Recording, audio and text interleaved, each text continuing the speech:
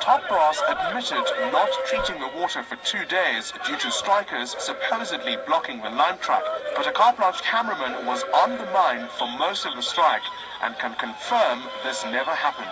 We asked Aurora spokesperson, Commercial Director Thulani Ngubane, about the mine's pollution. It comes to me as a shock that there are such allegations.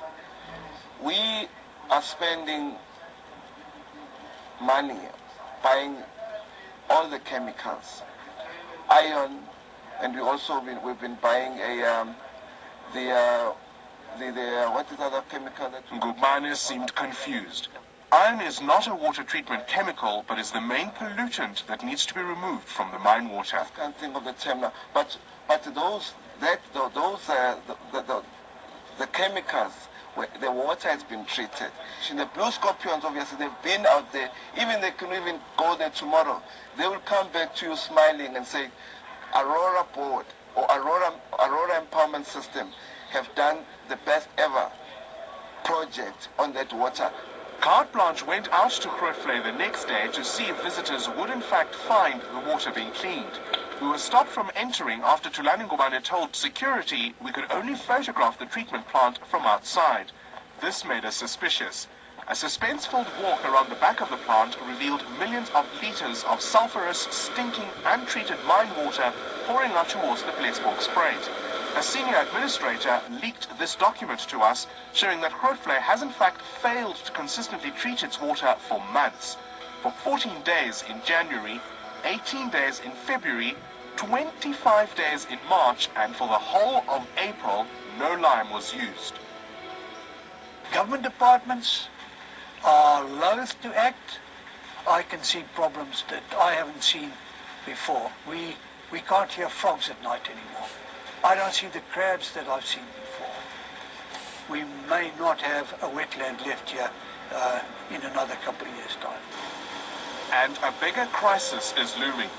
Senior mine employees told us off camera that 3-shaft system is at imminent risk of breakdown because staff are not paid and the pipes bringing water up the shaft under extreme pressure are corroding rapidly. They're developing cracks and holes almost on a daily basis and sometimes burst explosively. Well, if your pipes are in a state like it is now, it is always dangerous to go down. We were just fortunate so far that no pipe has burst with somebody in the shaft. Unpaid men have to weld breakages closed because there's no money from Aurora for new pipes.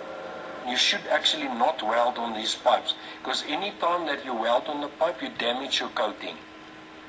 And if you damage your coating, you have a place that the water can start eating your pipe. A large pipe explosion could stop the last underground pump station in the Eastern Basin. As the underground water rises, the pumps will be destroyed. Then, mines will flood and scientists predict within 5 years contaminated water could spill out uncontrollably on the surface. This is already happening in the West Rand after the last underground pump station there was shut down in 1998. Extremely acidic radioactive water is now polluting aquifers and pouring out of old mine shafts near Randfontein. The Eastern Basin is much larger than the Western Basin, so the ramifications for the Eastern Basin will be far larger than what is happening in the Western Basin. A report published by the Department of Mineral Resources says that if the Eastern Basin re-waters, there's serious risk of land subsidence, earthquakes and sinkholes. Shallow aquifers will fill with toxic water, poisoning boreholes. Several experts refuse to comment on these politically sensitive predictions. Many of these scientists and academics are funded by the mines or by government.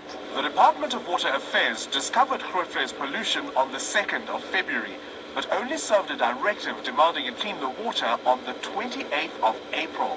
Aurora still hasn't complied, despite its directors being liable for up to 5 years in jail under the Water Act.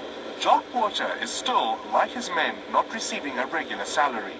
Are they really worried about us, or are they really worried about all the people staying in the area that can sit with contaminated water, that can have effect after effect after effect, that nobody knows how big it can really be? But I can just imagine by myself that this could be a disaster.